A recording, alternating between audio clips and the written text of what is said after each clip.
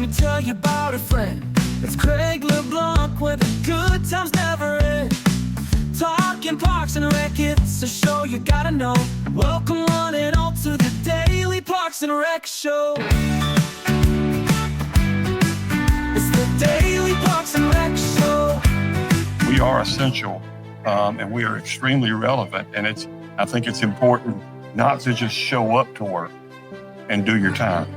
It's important to show up to work and look not just for the now, but look for the future. But I think one of the things that we as professionals should do is, in a sense, create succession plans by looking 5, 10, 15 years from now, okay? Make those plans, what we're doing today, last. Welcome back to the Daily Parks and Rec Show, live from the 2025 GRPA Conference.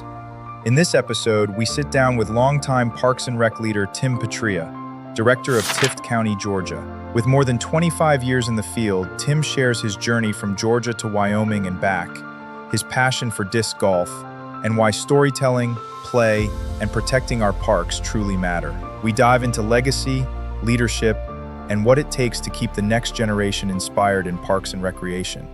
Let's dive in. All right, we are live again. This is Craig LeBlanc with the Daily Parks and Rec Show, live from GRPA Annual Convention in Jekyll Island. I've got Tim Petrea with me, and he is the director of one of the many counties in Georgia. How are you doing today, Tim? Oh, doing fantastic. Loving the beach life this week. Oh, that's it, man. It's gorgeous out. This is my first time out here. Have you been to this one before? My wife and I come here all the time, so it's just like coming home, but it's nice to be here with a bunch of Parks and Rec people too. Yeah, it's beautiful out here, and they gave us a nice beachfront view. It's amazing. I don't think I've ever been on the Atlantic coast. Yeah, it's a well-visited place, but it's a pretty amazing place to be for a conference. Yeah. So how many years have you been in Parks and Recreation total? Gosh, about 24, 25 years. Man, just getting warmed up. Yeah, exactly. I'm one of the old people here now. That's it. And so how long have you been a director? I've been a director in Tifton for 4 years. I was out in Wyoming for a couple of years. And then before that, I was in North Carolina, but I was more of on the mid-level management end there. Now, what brought you out to Wyoming? Just a job position opened up? Or? It was an opportunity to be a director and to, I've got family in Wyoming. So, it was a good fit for the time, but it also happened during COVID and there were a lot of challenge. And I was like, okay, get me back to Georgia. Yeah. Man, Wyoming, that's a beautiful state, huh? It is. Big sky over there. Yeah. Big sky, long days. Yeah. You still have family over there? I've got family in Laramie and Cheyenne. Yeah. I have a friend of mine moved up to there, and they're just they're loving it. I played a lot of disc golf while I was out there, and is that big out there in Parks and Rec as well? It's big.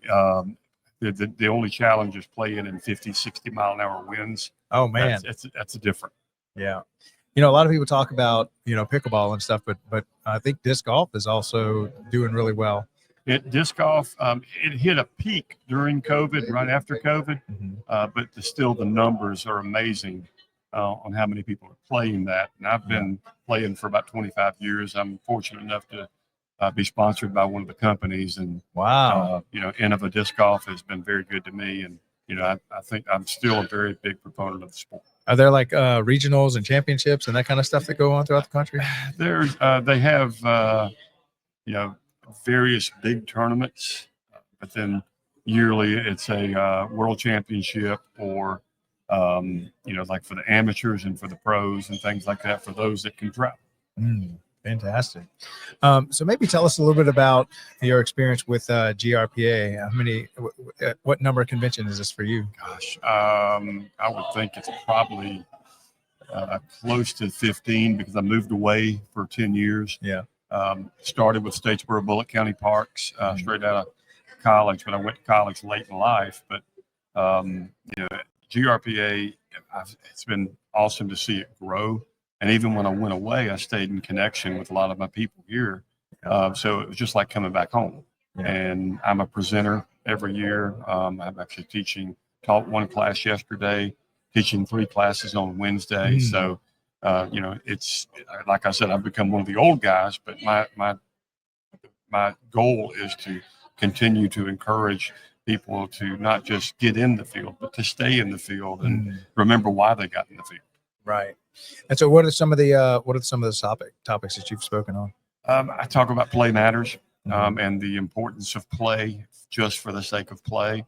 I did one a couple years ago on islands of misfit parks. Oh, I love it. Yeah, and we built on that, but it was parks that people have forgotten about, or like a picnic table just sitting at a park and it's got moss growing and grass growing over it. Okay, what are you going to do with that park? And a lot of the directors, I tried not to take pictures of parks in Georgia, but some of them didn't mind me taking it. We would just take a picture of something. Okay, what would you do with this? How would you redevelop this park and maybe bring it back to not being the train that had square wheels or something like that, something that was a misfit. And are there any other topics you've spoken on? I'm doing one on storytelling this time where we talk about the importance of telling stories at summer camp, or and whether it's a Halloween event or something like that. But it's the art of storytelling, keeping people engaged, but helping them connect. Like we did that at Driftwood yesterday for a hike. And it's all about telling the story, and then, I'm trying to remember, there were a couple of years, because one of the things I talk about is, if you see me out at the park or at some of the events after the classes and stuff like that, and we happen to be enjoying some sweet tea, then you come enjoy some sweet tea with us. And, of course, we don't mean sweet tea, but that's what we can talk about there. But last year I taught one about the Sweet Tea Chronicles, where it talked about different trips that I've done over the years, whether it was hiking trips in North Carolina or other classes that I've taught. I kind of brought it all in about how fun it is to be a part of outdoor recreation. Yeah.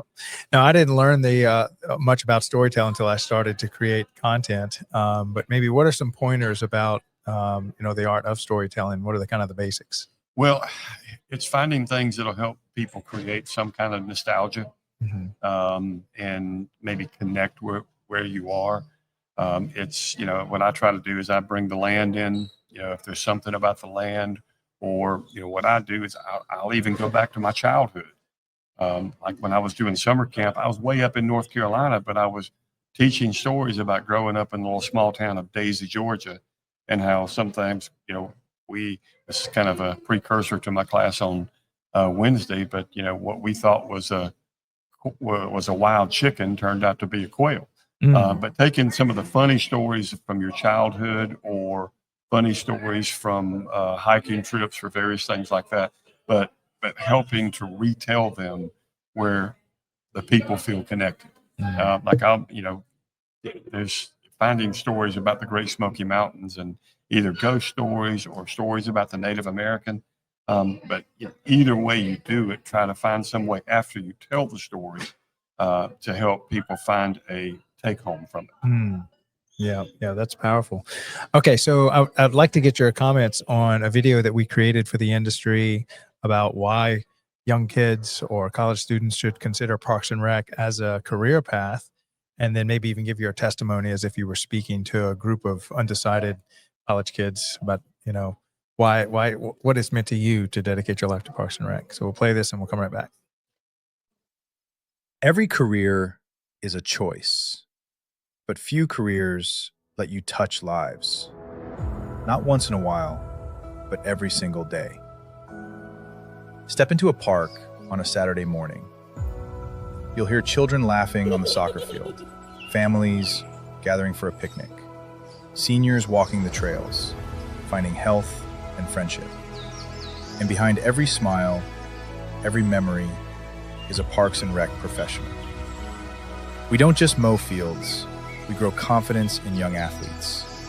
We don't just build playgrounds, we create safe spaces where childhood thrives. We don't just plan events, we design moments that anchor generations.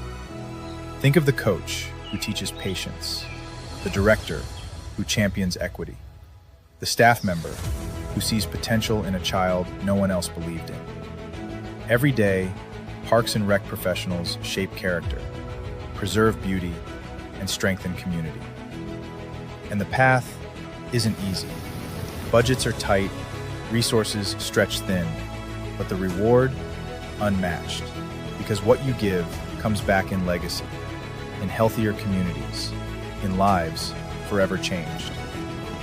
So why dedicate your life to Parks and Recreation? Because here, your work never ends.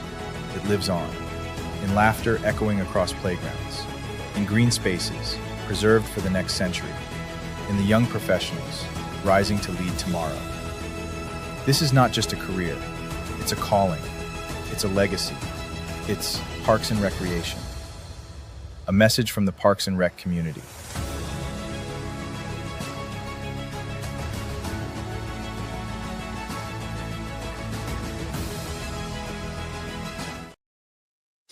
All right. So what are your thoughts on that? That's good. And hits right on because, like we're sitting here this week is the biggest crowd we've ever had with the Georgia Recreation Park Association. And I'm looking at young people, young eyes around, some that I've seen in the last couple of years, but they're looking up to some of us to remind them about why we got in it. But then they're telling us about why they got in it. The thing that we've got to do is find out how to get them to have some staying power to where they stick to it. Because a lot of times in this day and time, people jump careers. They go from job to job to job. And the only reason I've tried to, move job to job to job over the years was to get the experience in maintenance or whatever and try to move up because I knew that one day I wanted to become a director. But it's what I trying to tell people now. Like I'm teaching one of the classes Wednesday about legacy in the land, and we're using people like William Bartram, Olmsted, and people like that. We're letting those voices speak up for the future and what they would tell us now. But probably one of the biggest things that I can think of is we're creating shade for tomorrow. We plant a tree today, or we put a shade structure up, or we build a park. We may not ever see the benefits of it, but 15, 20 years down the road, there's going to be a park. There's going to be a park space or a protected space that some kids are going to be able to enjoy because we made some decisions today about, helping to protect that land or make that land available. So it's, if you're going into Parks and Recreation just for the money and for hours that are 9 to 5, you might want to find something else. Yeah. Because I know that there's many a night that I get phone calls late at night or early in the morning. And the first thing they say, or on a Saturday or a Sunday, Mr. Tim, I'm sorry to mess with you on a weekend, or I'm sorry to mess with you at late night. But, well, you are. But that is the one thing about us as Parks and Rec professionals, especially in a community like mine, is being available. Right. Definitely.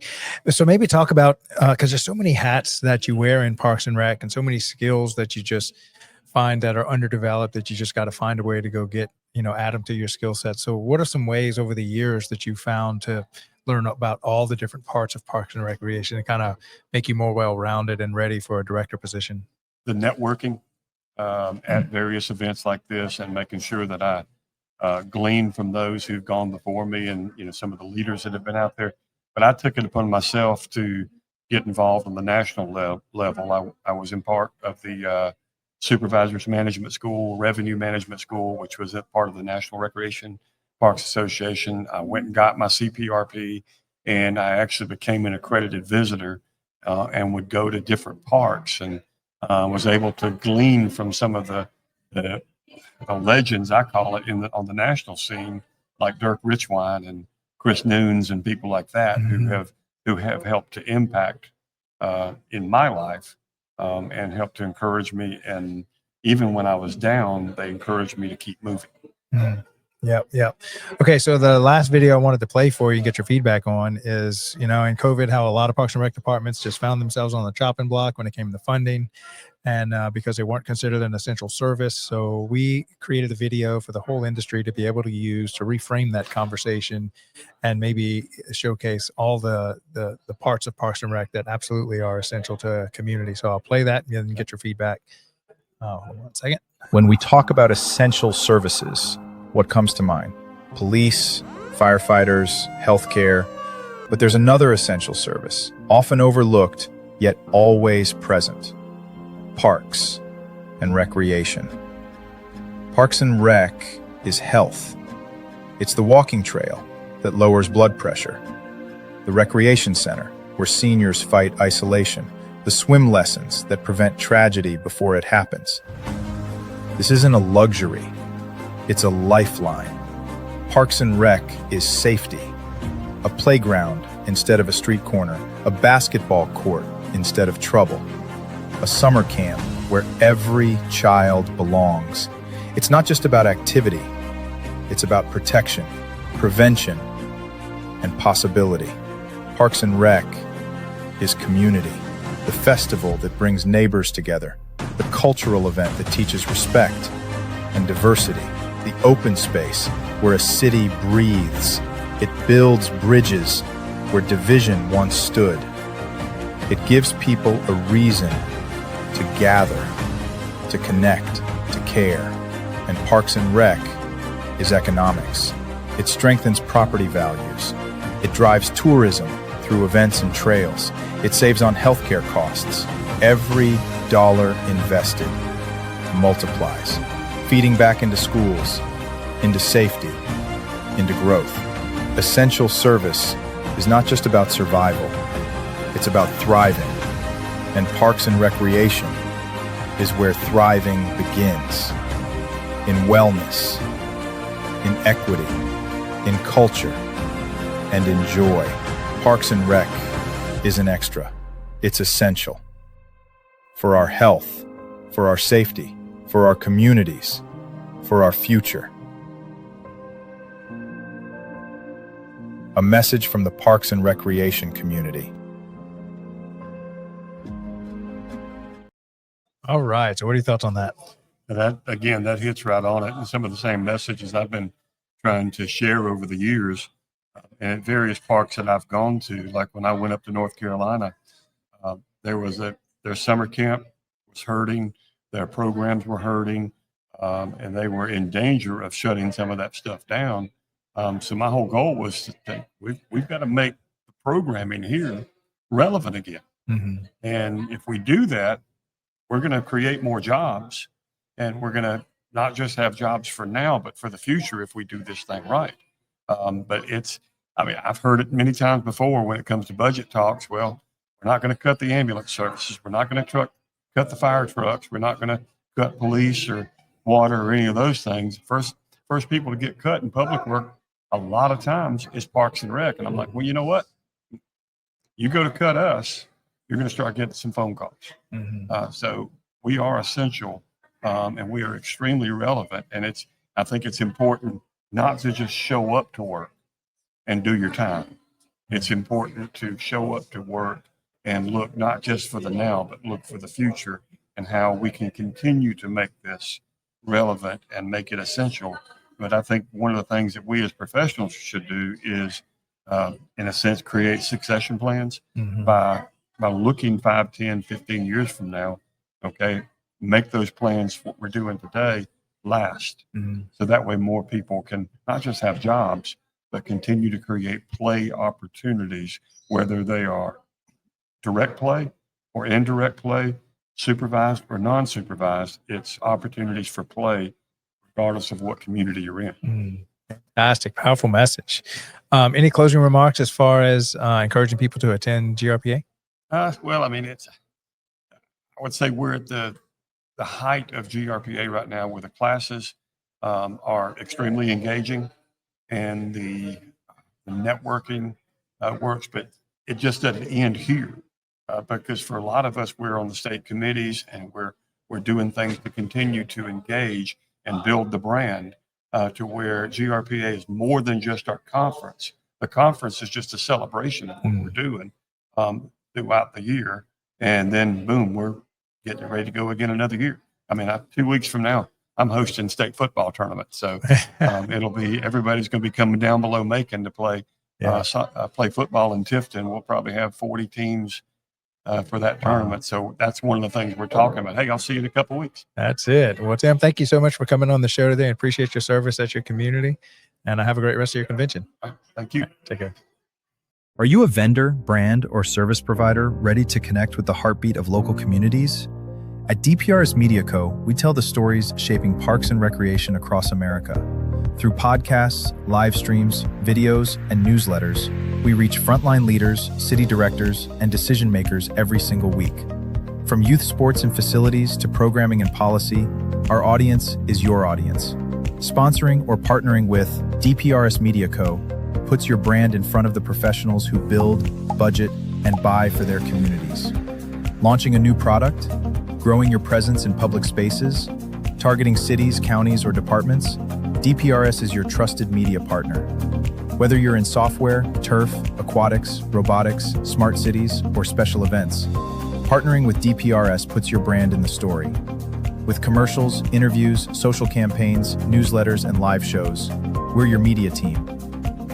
Partner with us and grow your impact in the $200 billion parks and rec industry.